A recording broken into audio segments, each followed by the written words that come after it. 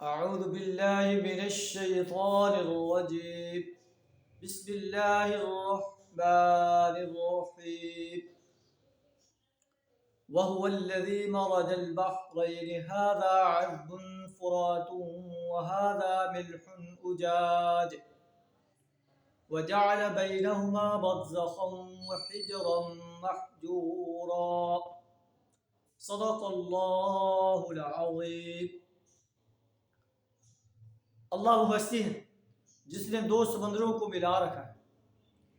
ہذا عذب فرات وہذا ملح اجاج.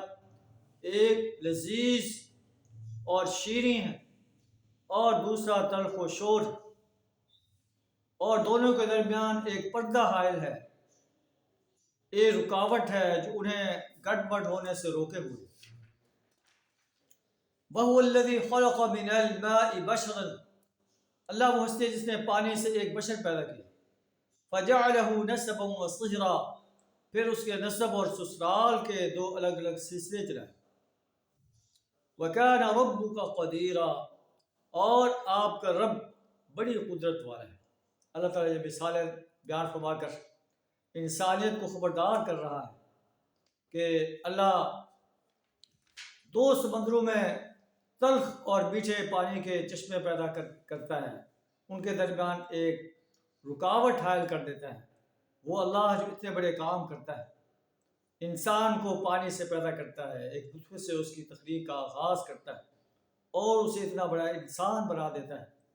کیا وہ اس بات پر قادر نہیں ہے کہ ایک 6 فٹ کے انسان کو اس دنیا سے ختم کر کے دوبارہ پیدا کر دے اور اس سے اس کی زندگی کا حساب. تلخ اور شیریں دو پانی، یہ اس سے لطیف اشارہ اس طرف بھی نکلتا ہے کہ انسانوں کا معاشرہ چاہے کتنا ہی تلخ ہو جائے، یہ سمندر کے تلخ پانی کے مانند انسانی معاشرہ کتنا ہی تلخ ہو جائے، اللہ جب چاہے گا اسی تلخ سمندر سے شیریں انسانوں کا، اعمال صالحہ سے آراستہ انسانوں کا چشمہ نکال سکتا ہے.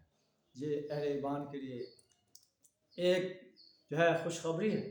اور اس وقت چونکہ اہل مکہ جو ہے اہل ایمان کو ستا رہے تھے، اہل ایمان کو خوشخبری دے دی گئی ہے. انشاءاللہ اسی عرب کے شیریں، عرب کے تلخ اور شور انسانی معاشرے کے سمندر سے اللہ تعالیٰ ایمان اور عمل صالح سے آراستہ انسانوں کا جو ہے شیریں چشمہ نکال سکتا ہے، اور انشاءاللہ نکالے گا.